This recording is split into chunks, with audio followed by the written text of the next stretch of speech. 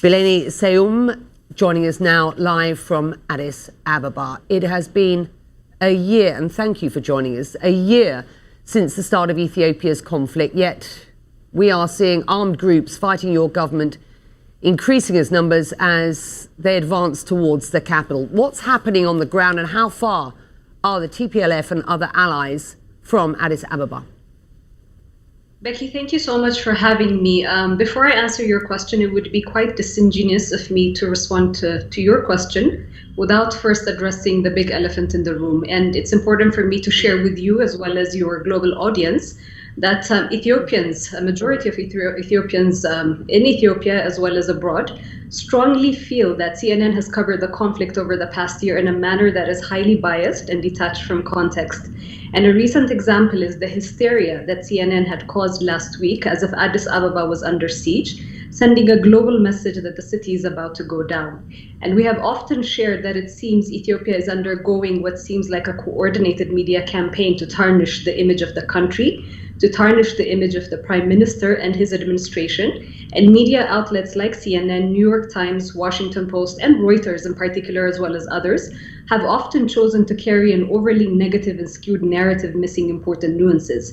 And I reiterate this to you because I also heard the opening lines, which really takes away or is devoid of assigning the actual blame where it is, assigning the blame to the TPLF that initiated this conflict. And they have also given testimony and confessed that they're the ones that attacked the Northern Command of the National Defense Forces. Right. So I think it's important. Let me respond to your words, because I've given you a chance to say your bit.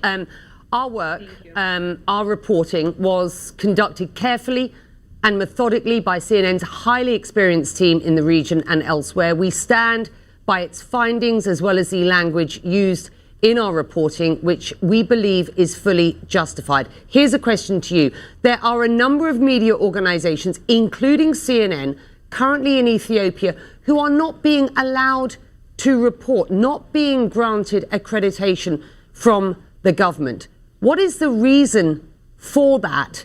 And why? Why, if you want the story told, are you not allowing those organizations, including CNN, to try to do their work?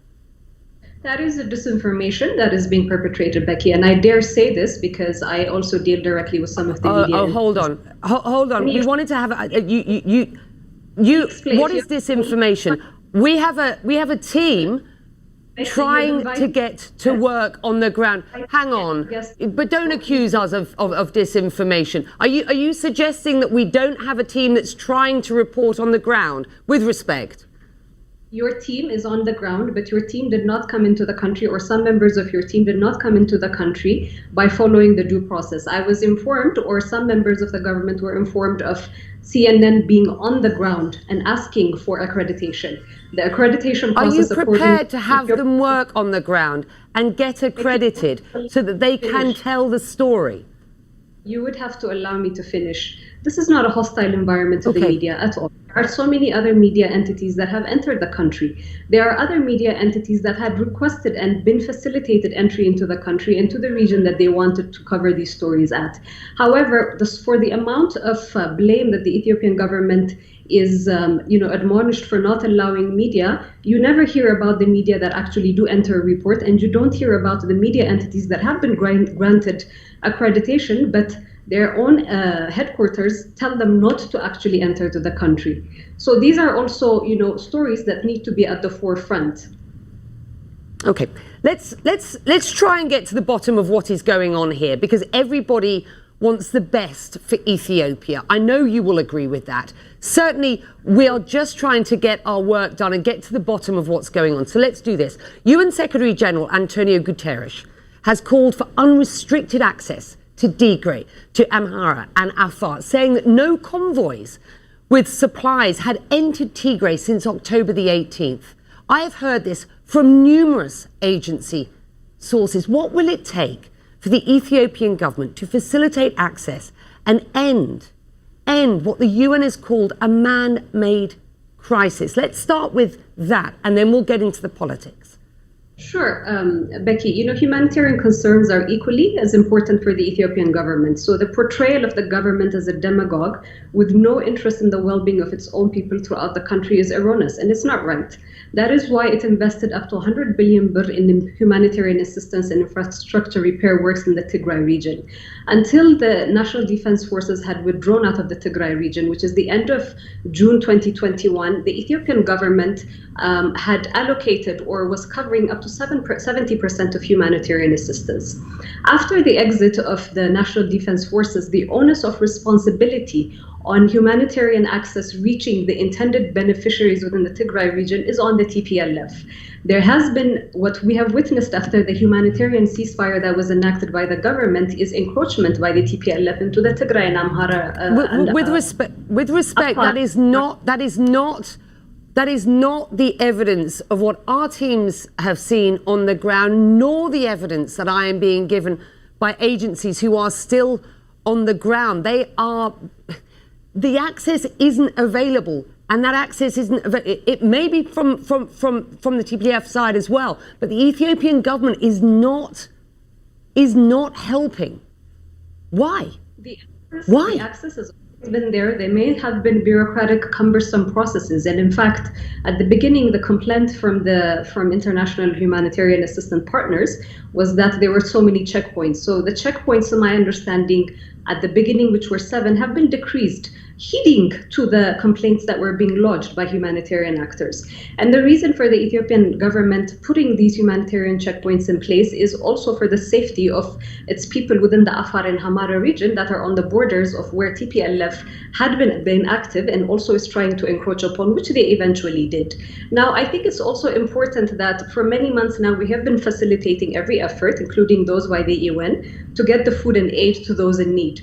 However, the TPLF has also been lying about this and politicizing and weaponizing humanitarian assistance.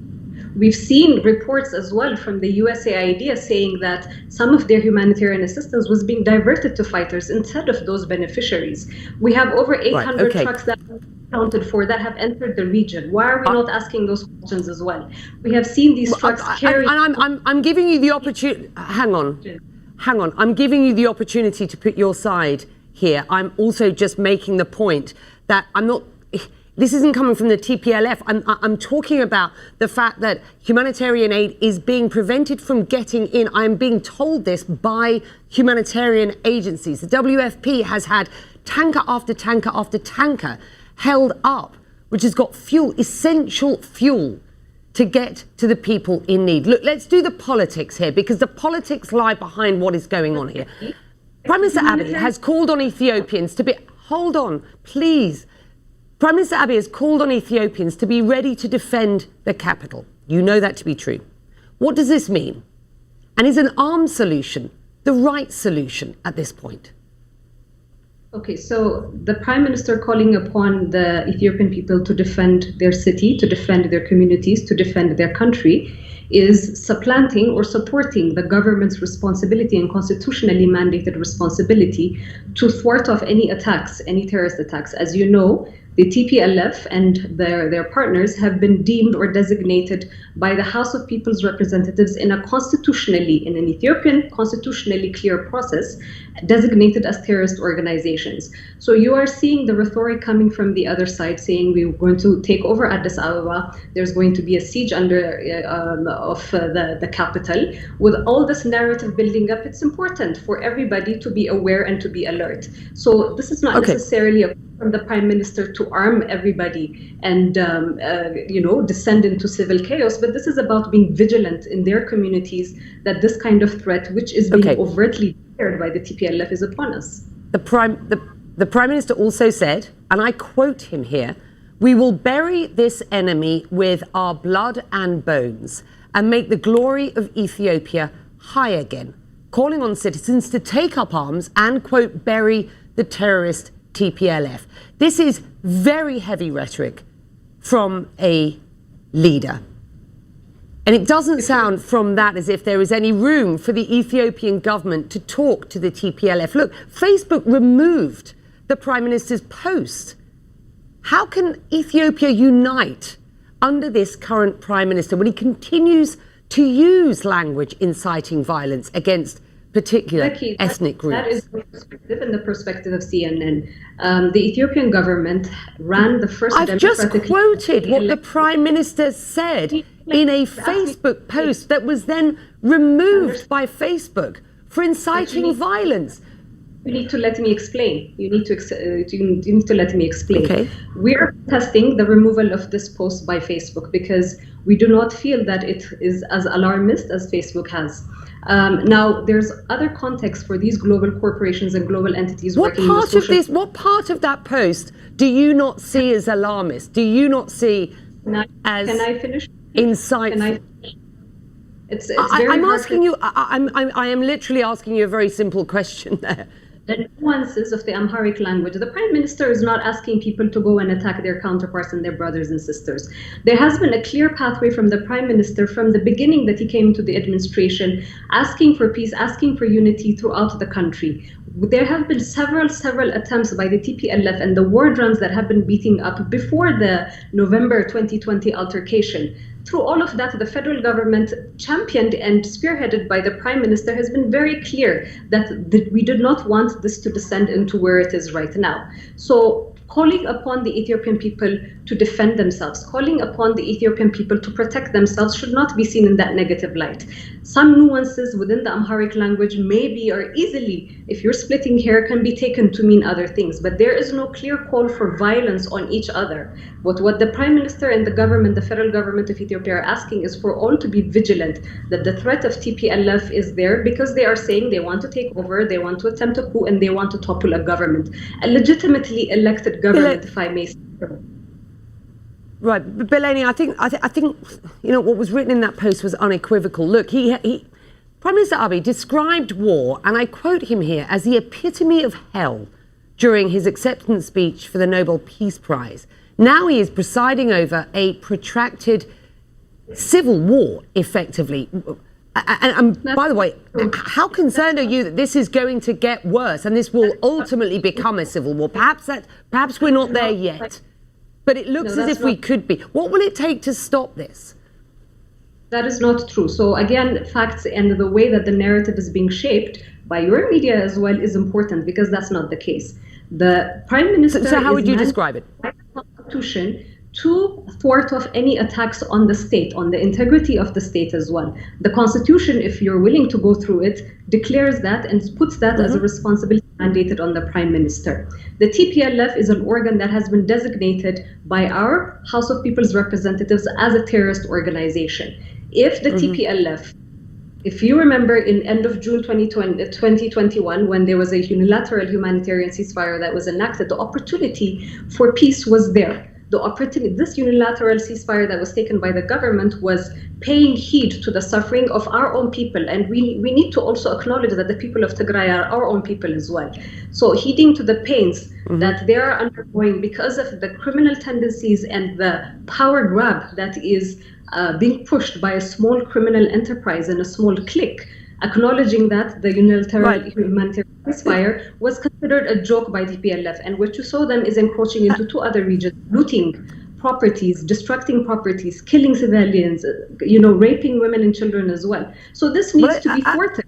He has a responsibility to. And I'm giving you I am giving you the opportunity to put your side to us today and to our viewers, of course. And it's been a long time that we've been hoping to have this conversation, and so I'm glad that you've been prepared to come on the show today and have this discussion. As you rightly point out, Tigrayans are Ethiopians. So since the state of emergency has been imposed, witnesses tell CNN that Tigrayans are being ethnically targeted and arrested by authorities. Ethiopia's state-appointed Human Rights Commission says the arrests are happening on reasonable grounds as the detainees are suspected of collaborating with terrorist groups.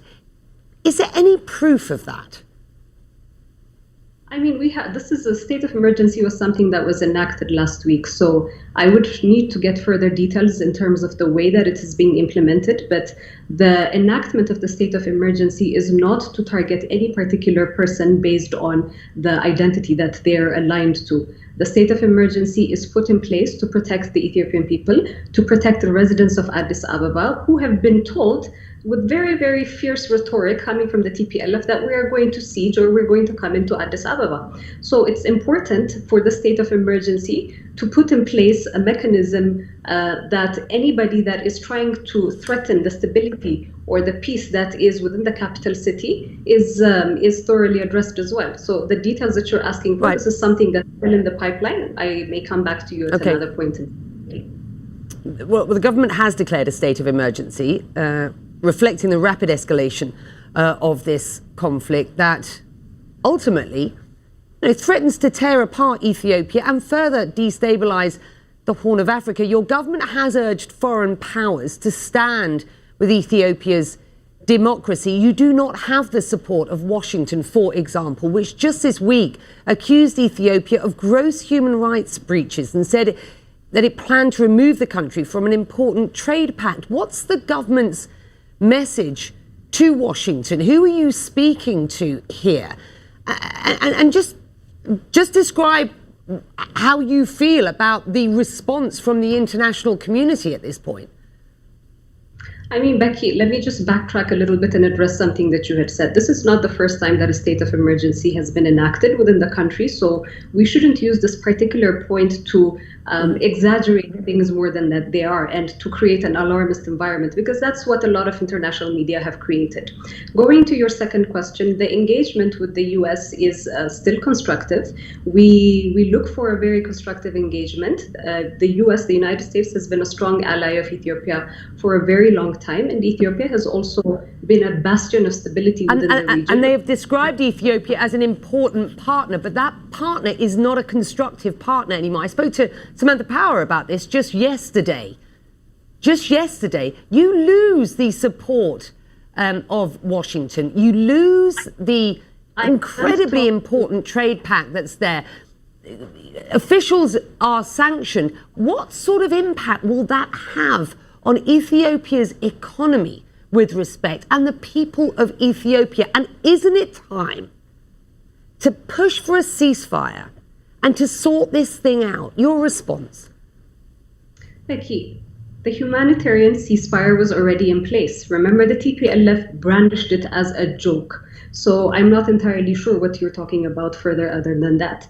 With regards to the US, there is constructive engagement that we're looking for. And this constructive engagement needs to be rooted in the context and understanding of the complexity of what's unfolding. The same with the international community.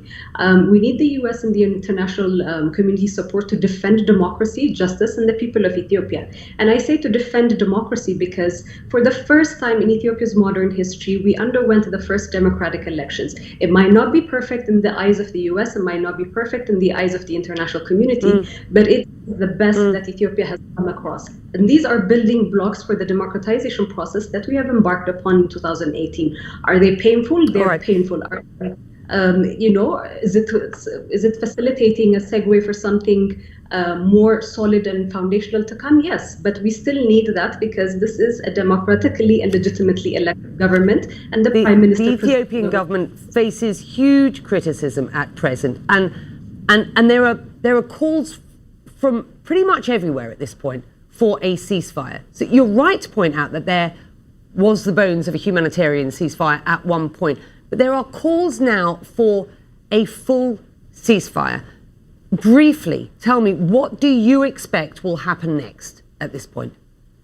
This is something that Ethiopia has been preparing for in terms of facilitating a peaceful conclusion to this, really troublesome chapter. Ethiopia remains committed to enabling an all-inclusive national dialogue that is aimed at addressing all political contestations. And the institutions and processes that are being laid out for that national dialogue to take place, and such details will emerge accordingly. But we believe that this process needs to be Ethiopian in form, and in this nature, will produce positive results pertaining stability and peace. This inclusive national dialogue is something in the pipeline. with that, we will leave it there. We have been pushing to speak to the Prime Minister. I've wanted to get the Ethiopian government's perspective now for some time. I do appreciate your time today. It's important that we have this discussion. I would like to speak to the Prime Minister, so that invitation is there. If you would like to, please take that to him. I think it would be important for the international community, the rest of the world, the viewers who will be watching this show today and at this time every day. They would like to hear from Prime Minister Abiy Ahmed as well. So we thank you very much indeed for joining us.